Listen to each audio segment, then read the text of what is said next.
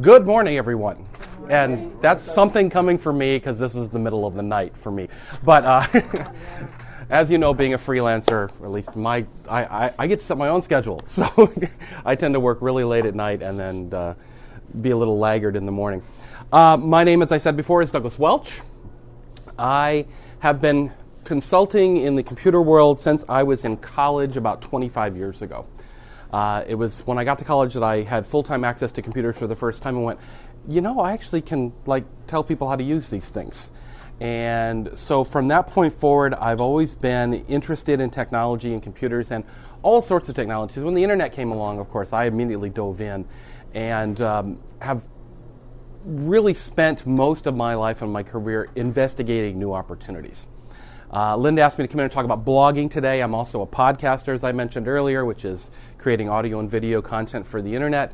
Blogging is where it all begins, though. First of all, how many people here have a blog? 1, 2. Okay. As an add-on to that question, how many people update their website every day? How about once a week? Yeah. Like the blog or the website? Well, see, if you're blogging already, you're already ahead of me here. The point I want to make is our websites are arid fields of old information in most cases. And the reason is, it's not your fault. It really isn't. It's technology's fault. It's people like me who can't write or couldn't write systems that allow you to update your websites easily. If you have to bring up Dreamweaver, if you have to bring up a website editor program to edit your website, guess what? You will never update your website. Or contribute. Yeah, it's something. If you have to bring up a huge program and actually edit static pages, you're probably not going to update your website.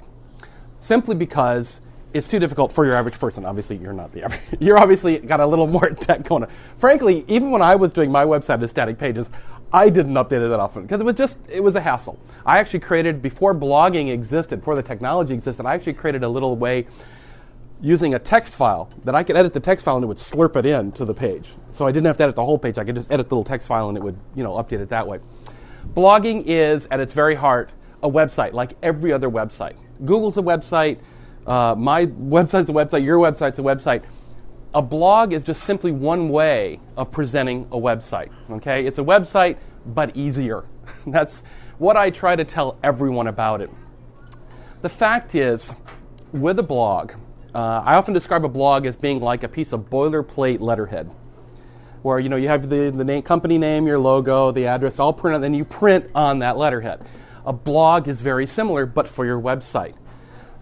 It's designed on a template. It's designed on all your typical information is around the outside frame. And then if you want to put something new up, you want to put new content up, you want to have a new press release, you want to have some new piece of information there, you can easily go to one page, much like a word processor, you type or cut and paste into that site what you want, hit publish, and it's on your website. So it's not open the program, open the page, edit the page, typically you have to re-upload the page. I think that's what actually gets most people. It's not the editing of the page, it's that where does it go and how do I get it there? And you mention words like FTP and people's eyes glaze over. Even if it's preset into the program these days, it's very odd. There's certain phrases you mention, people are just like, huh? So with a blog, you can easily, and I would recommend that all of you look into this, because unlike the hands we just saw, if you move into putting a blog in your website, whether actually integrated into your website or simply as a side add-on, you will be in that classification of people who update their website every single day. Now, why? Why do we want to update our websites every single day? Well, the fact is there's a number of reasons for that.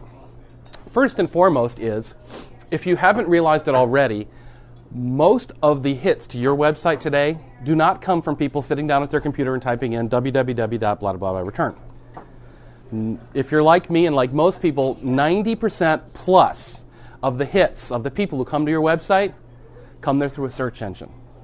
Okay? Now, search engines, like Google being one of the better known ones, they have a variety of criteria of how they rank websites in their search results. One of the foremost ways that they rank information is how current is it?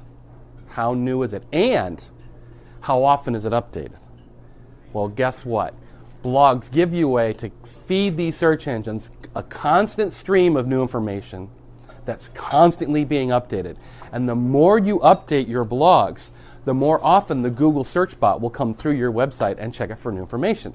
Yes? Isn't it true about links too? Somebody told me to add a link section to my website, and I noticed that it went much higher up on Google. Because There if you are- add other people's links to your website, then it gives you more visibility. Possibly. The fact is, the search engines actively try to prevent us from gaming the system.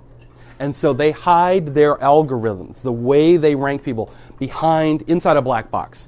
We don't know actually what's going on inside that black box. We can make some assumptions, and that assumption that I just gave you is one, which is, it seems to be through, if we study our stats and everything else, the more often we update our websites, the more likely that search engine is going to come back and re-index our site. Because it learns. It basically says, wow, this site's updated on a daily basis. I need to go back there every day. And you can actually test this.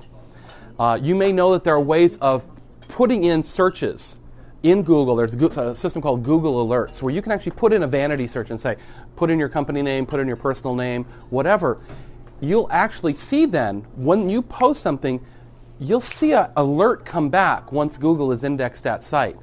And in my case, I know that I can post something on one of my blogs today, and within about 3 to 4 hours, I will see the result come back. So I can, through kind of a weird way of testing, actually see that, dang, that Google bot came around about every 4 hours and just taps my site. Now, and if you check your log files for your website, which a lot of people don't actually monitor their websites and their analytics, and analyze their log files. In your log files, you can actually see every time when one of these search bots comes and indexes your site. And it's another thing to kind of be aware of. Okay. What kind of updates do you have to put into it? How major in order to get? Not much. The point is to have a constant flow of information. Now, I'm going to talk about that in just a little bit as we get, because what you're now talking about is our next step here, which is, why do you do it? Well, first of all, to feed the search engines. My joke is, you may hear the term search engine optimization. There are companies out there, some of you may actually do this for people, of where you try to improve their search engine ranking. My joke is, my method of search engine optimization is to bury Google in data. Okay? If you search on Douglas Welch, if you search on Doug Welch, I am the first hit in Google for Douglas Welch. I am the second hit for Doug Welch. Okay, that's a pretty common name. I know, because I see all the other Doug Welches that pop up. I don't do any gaming. I don't do anything special. I don't really think about it that much. But what I do is when I have something to say, I make sure it gets on one of my blogs. I put it out there. Google indexes it. It knows more about me because I put more out there. And that actually is one of your first goals in a blog, is to simply get more information out there. Why? Visibility for what you do and how well you do it. Okay? This is a topic that I've been talking about. I've probably talked 3 or 4 times on this already around the state here. Last year for me was the year of visibility. That was my focus for last year, and that was a focus I was sharing with everyone last year. You could be the best consultant, the best accountant, the best computer person, the best plumber, the best whatever. If people don't know what you do, it does you absolutely no good. You are working in a vacuum. Blogging is one way, along with podcasting and online video sharing and other forms of new media, to gain visibility for what you do. Okay? The other important part is getting your message out to the people who want to see it and hear it. Too often we rely on other people to get our message out for us. Frankly, that's because that's the way technology worked. If we wanted to get press coverage, well, we had to go to the press. You had to get in the newspapers, you had to get on television, you had to get on radio, you had to get on the talk shows, whatever. That was your only method of getting out to people.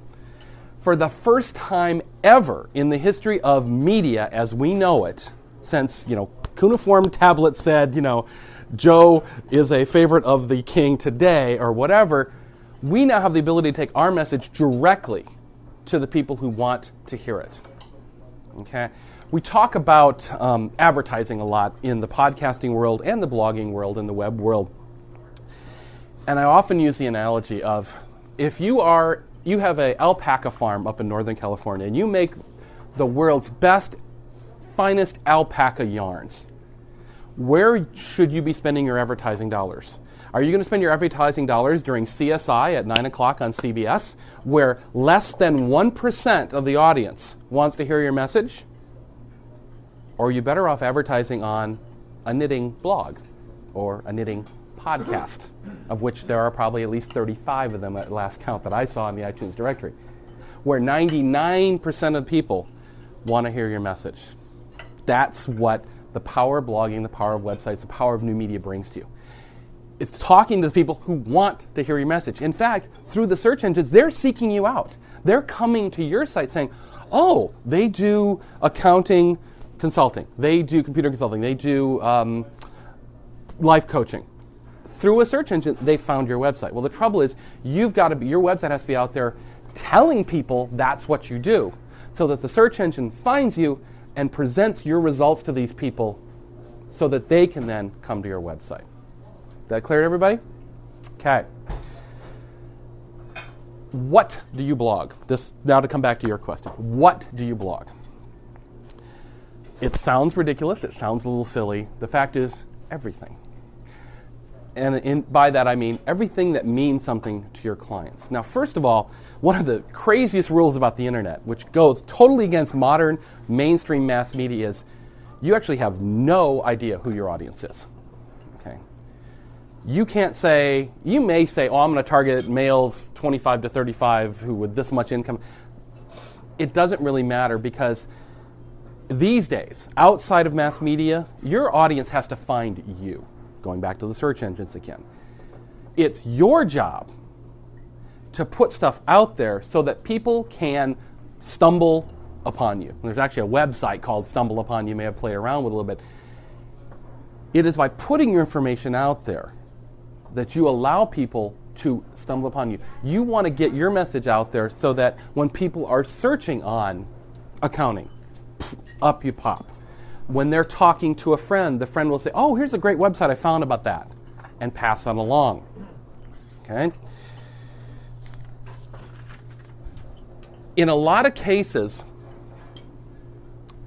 traditional media, as we're finding, is becoming less and less and less effective.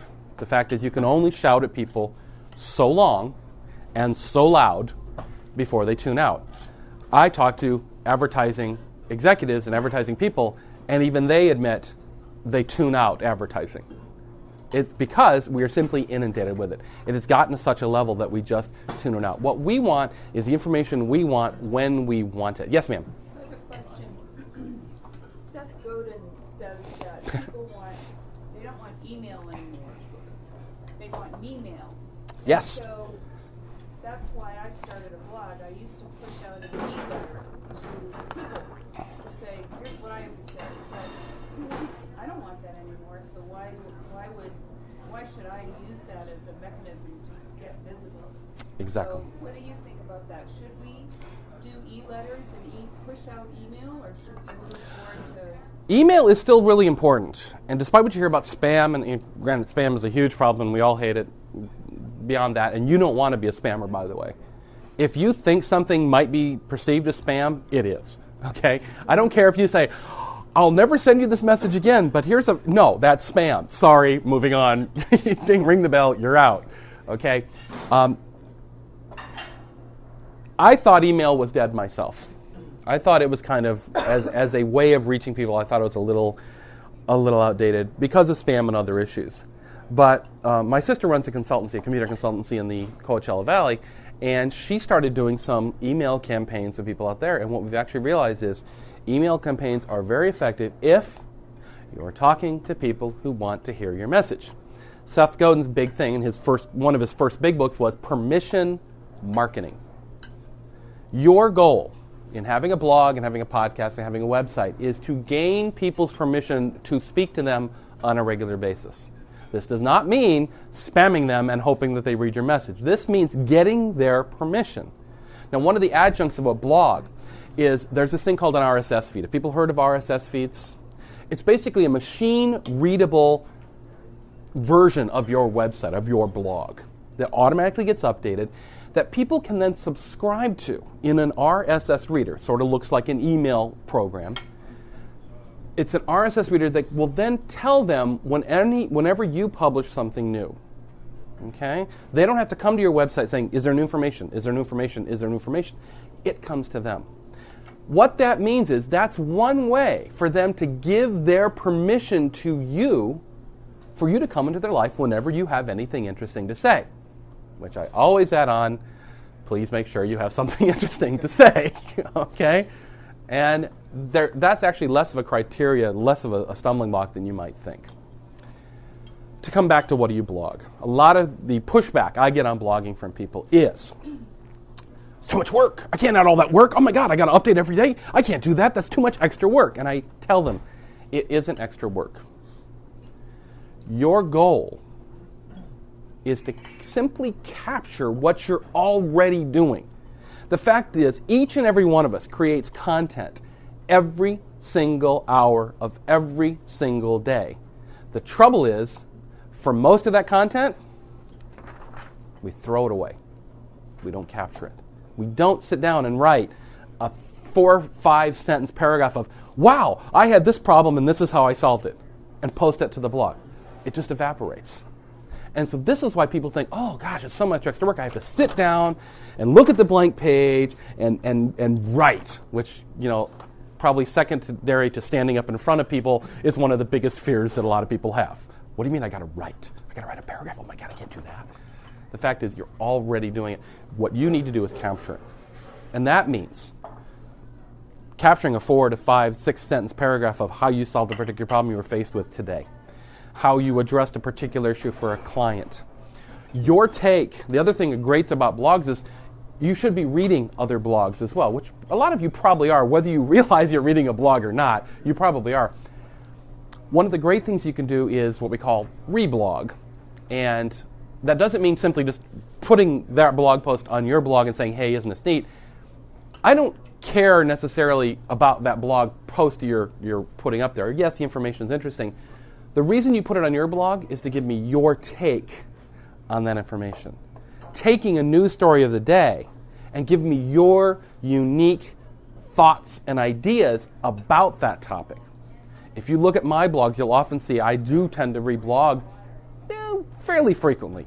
But I try to my darndest to make sure I have a good paragraph up top that explains my thoughts about why this was important and interesting to me and what my thoughts are about that particular topic, why it caught my eye, and why I put it in my blog to share with all my readers. Does that make sense? The other thing you can do with blogging, too, is blogs give you, anyone familiar with George Carlin, they give you a place for your stuff. Okay? Too often with our websites, it's like, oh, I want to put up these photos, but I have to figure out how to make a gallery page, and I got to format all the pictures, and you don't. With a blog gives you a ready-made place, and by tying into other services on the internet like Flickr for photo sharing, YouTube for video sharing, whatever, you suddenly now have the ability, you put something up on YouTube, a little short video you took. You take that little embed code that they give you, how many people have seen the embed code there? You hop over to your blog and go, paste, publish. That video is now on your website. It's now on your blog, and everybody can read it. It's not that hard. Okay, and this is what I try to reinforce to people all the time. It's not that difficult. It's not that hard. And I hope if you dive into this, I hope you'll see that by using these other services, the internet world has become so much simpler over the last even 5 years compared to what we had to face early on of, I mentioned FTP and command line. Oh, I need to upload this. So it's FTP space. Log in. Okay, and it was, if not difficult, it was cumbersome. Nowadays, especially with the advent of blogs, it's so much easier because all these sites exist, like YouTube and Flickr and Picasa and other sites that simply say, oh, okay, you've sent your content up to us. Okay, great. Where do you want to use that? I want to use it there, and I want to use it here, and I want to use it here, and I want to use it on Facebook, and I want to, you can put it everywhere from that one source. And again, cuts down immensely on the time involved in putting stuff up. I actually have a general rule that I apply. The longer pictures stay in your camera, the less likely they will ever be put on the web. Okay. I try to put my pictures up immediately after the event. If it's a late night event and I'm too tired, first thing the next morning, I call through them, I upload them, they get put on my blog. To the nth degree nowadays, and I will say one of the most productive instruments I have purchased recently is my iPhone. I actually have a little application on here that ties into a service called Shozu.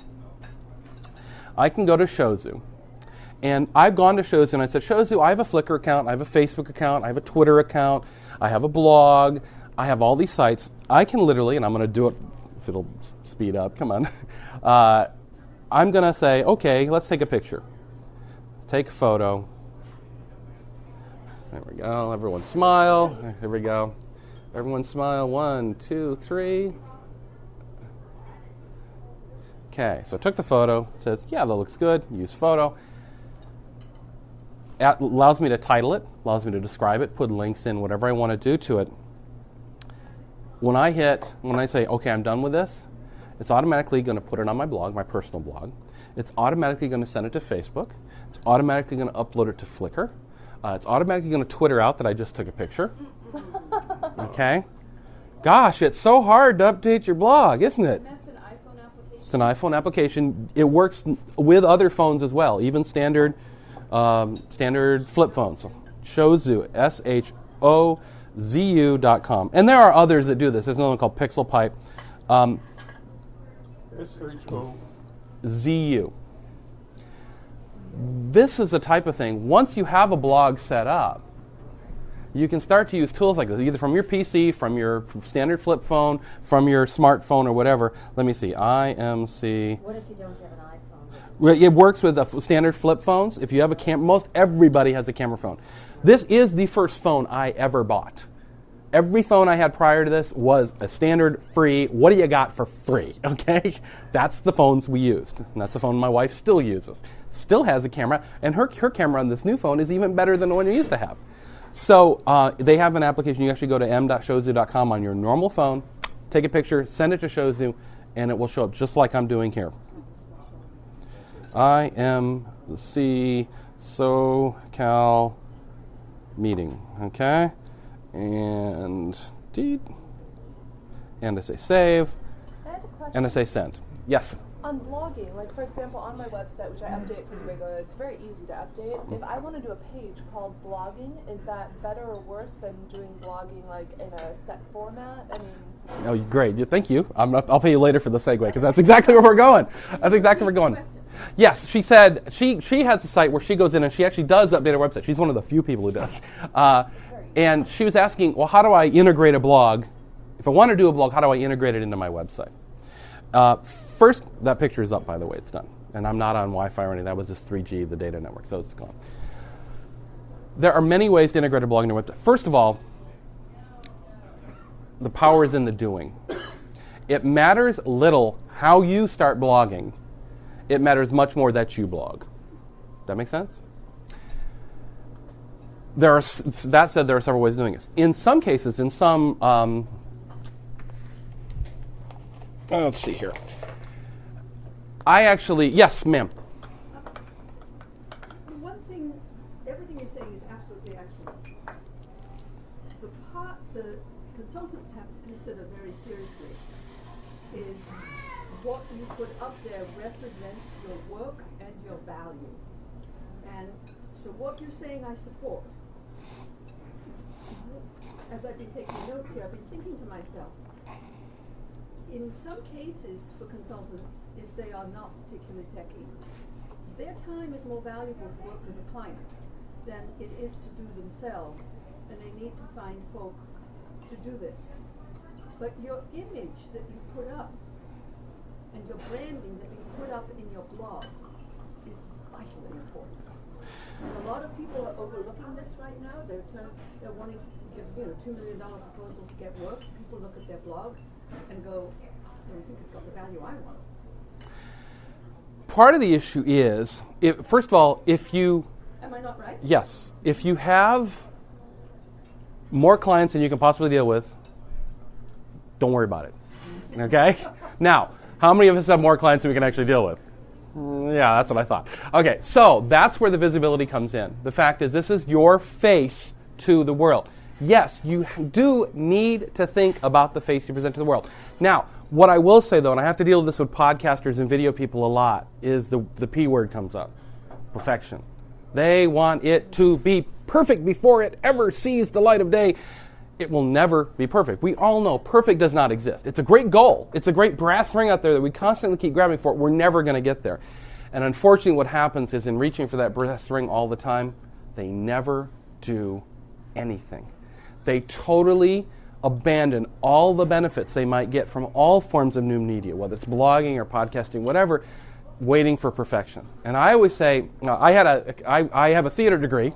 That's the degree I graduated college with. I worked in the costume shop as part of my theater degree. And we had a costume designer who was very fond of saying, perfect is good, done is better. Okay? The actor has to go on stage wearing something. Okay? So if that stitch isn't quite right, you know what? We'll pin it. They have to go out there now. That is something I took to heart back in the early 80s when I was in college. Yeah, perfection is something we reach for, knowing we'll never get there. But up until the point, we search for perfection up until the point where it prevents us from actually doing something.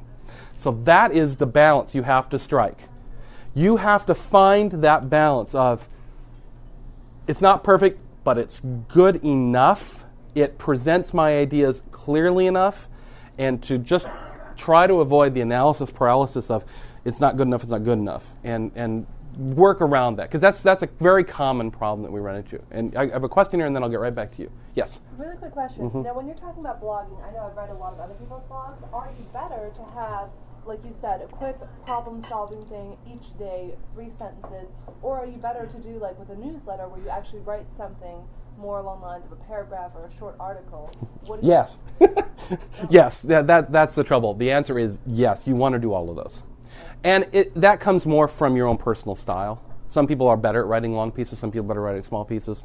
Some people just have the time to get that quick little thing out there, and then they got to move on and do business. I am very fond of trying to give a good overall representation of your work. And so yes, there are going to be short things, there are going to be long things, there are going to be pictures, there's going to be audio, there's going to be video, there's going to be whatever makes up your business.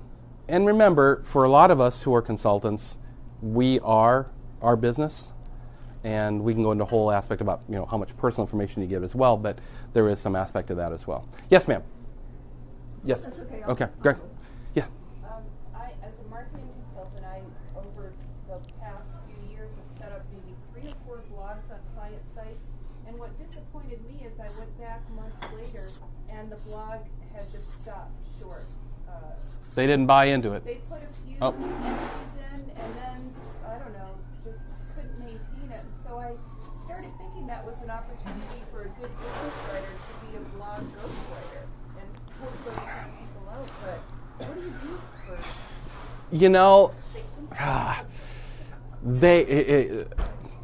it's something what was I talking about recently where this popped up? The old Mac PC Awards is where I first experienced it. You can't convince anyone to change. I personally believe that. They have to want to change. We all know that. They didn't buy into it. Someone said, hey, this is a great idea, but they didn't own it. So we should probably take the blogs down until they're ready to be removed. You don't know. You may look at those look at the posts that are there. They may actually be bringing in traffic. You don't know until you actually look at your analytics and see. Maybe there's one post there that actually is getting a lot of traffic through a search engine and you don't know about it. This is going back to something you were mentioning earlier. Yes, you can get people to ghostwrite your blogs. You can get people. To me, there is a certain voice, a certain authenticity. You got it exactly the word I was going for.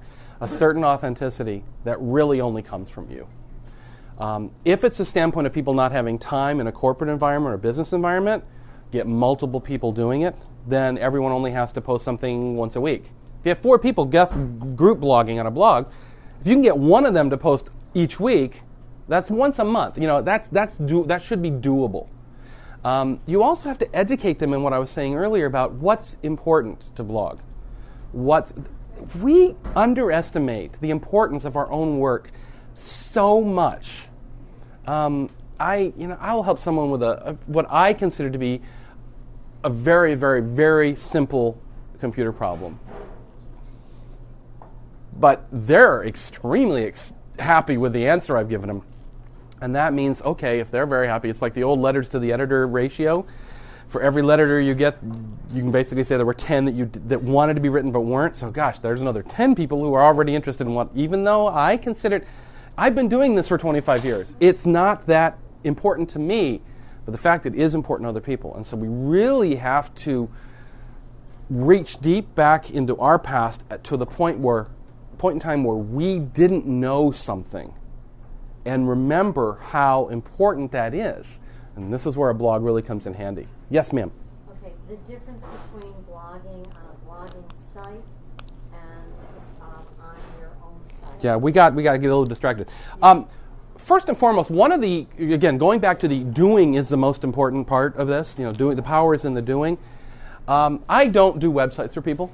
I'm not a graphic designer. I have very limited skills. If you look at my website, you will quickly realize this. But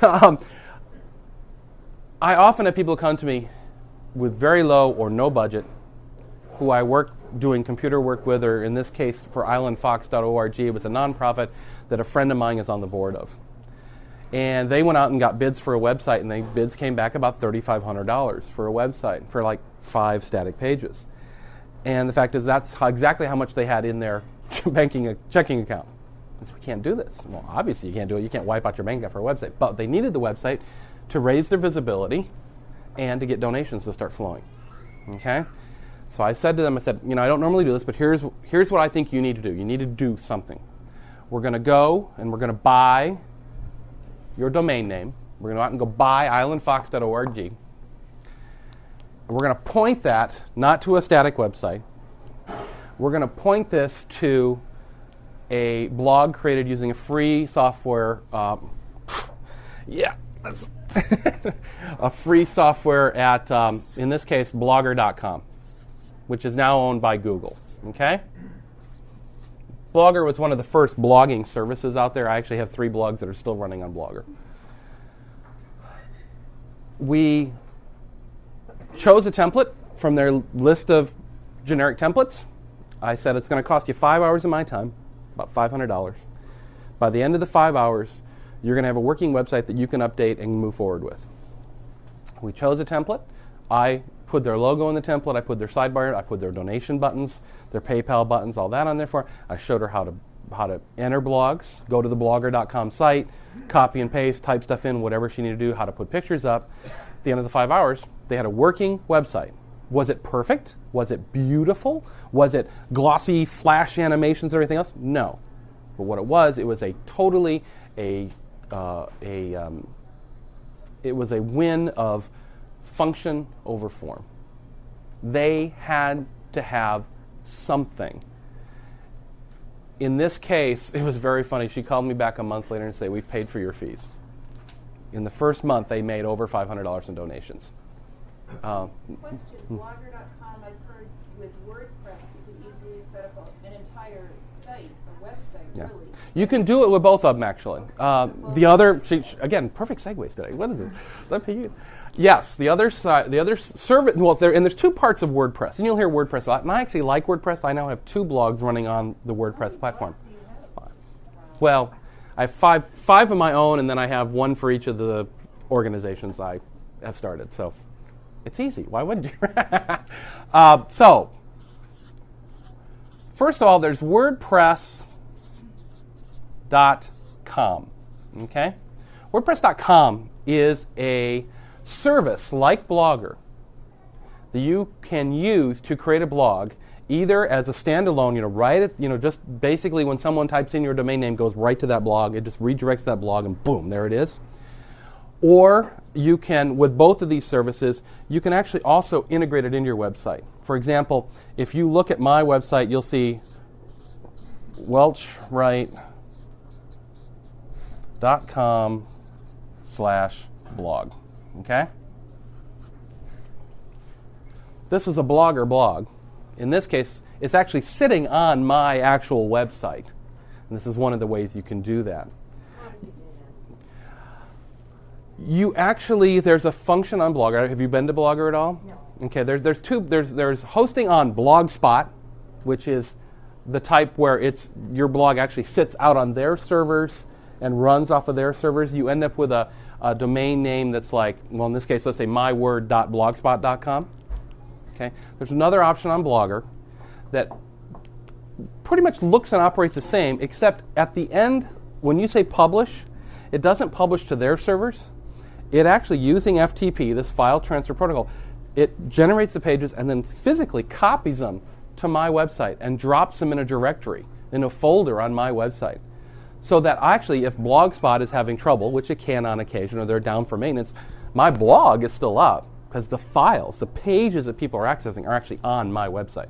Now, conversely, if my website is down, so is my blog. You might look at the people that are, if you have a website, like I use Hypermark, and they handle it all. They use WordPress, and it just goes in and they tell you, what do you want to do? Yeah. A lot of web hosting companies have predefined one-click, two-click, set up a WordPress blog on your site. That's the other form of WordPress. Okay, WordPress.com is it's hosted. You get, in my case, DouglasWelch.wordpress.com or something like that. The other way of using WordPress is, well, let's say welchwrite.com/career. This is my career column and podcast that I write every week. Okay? This is using WordPress software. It's actually using software from WordPress.org. Okay? WordPress is a free, open source blogging system.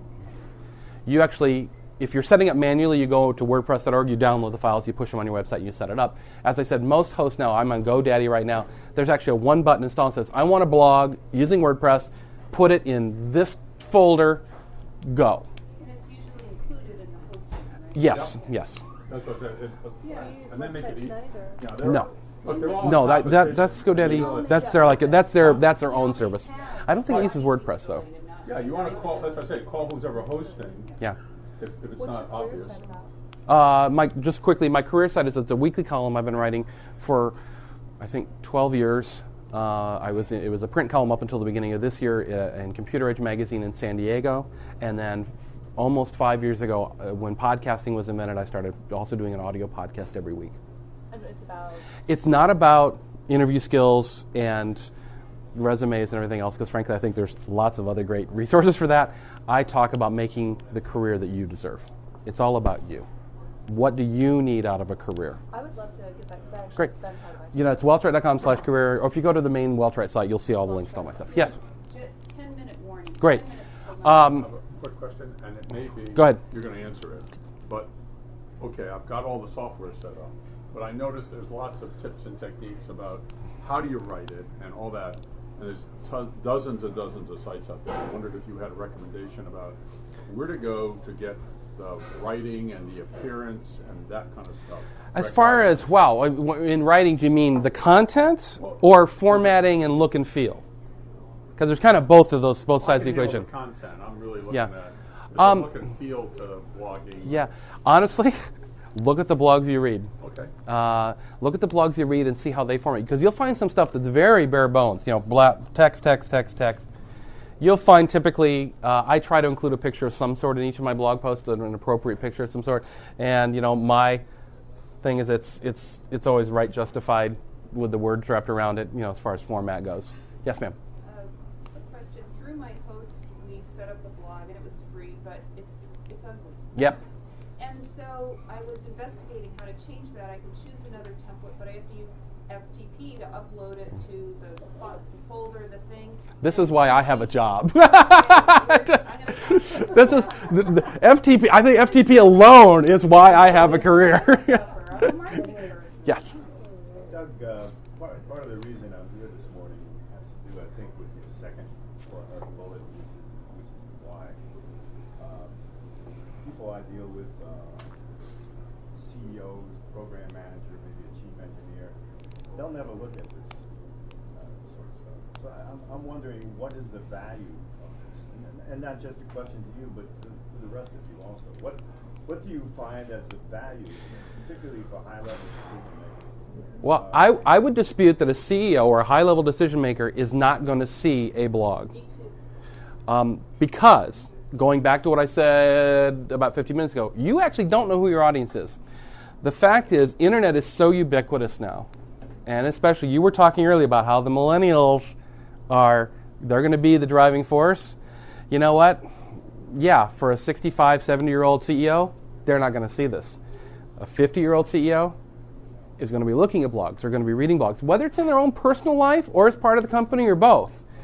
They're going to be looking at this stuff because the fact is it is simply so ubiquitous. Simply like when someone asks them a question about something and they bring up and they do a Google search. You know, you don't know. In fact, what you want is you want to make sure that your stuff is there for exactly that reason. That if someone types something into a Google search engine or other search engine, you want to be in position to pop up because more and more, I mean, I'm 45. I was born in the last year. I am officially a baby boomer. I'm born 1964. I don't feel like a baby boomer. I feel much more like what Gen X. I feel no, but I mean, you know what I'm saying. I grew up in a very small town in Ohio in the 70s. I mean, I had a 1950s upbringing in the 70s. I have to constantly tell myself, and I go to events specifically to do this too, where there's an event in town called Bar Camp, which if you haven't gone, I highly recommend it. You will come out of the weekend so energized as to be crazy, called Bar Camp. barcamp.org, barcampla.org. Not like bars as we think. No. There'll be a whole explanation on the website. I could get into it, but I'll run out of tape if I have to explain it. barcampla.org. And what is that about? And it's an unconference. It's about anything you want it to be about. It's a self-organized conference where the attendees, yes. Well, it's not just technology either. It actually runs pretty far afield. Or open space. Yeah. What happens then is I purposely go to those places, and I highly recommend that you go to these things like this too, and do the blogging because it prevents what I call the "hey you kids get off my lawn" syndrome. Okay, as we get older, we just become very set in our ways.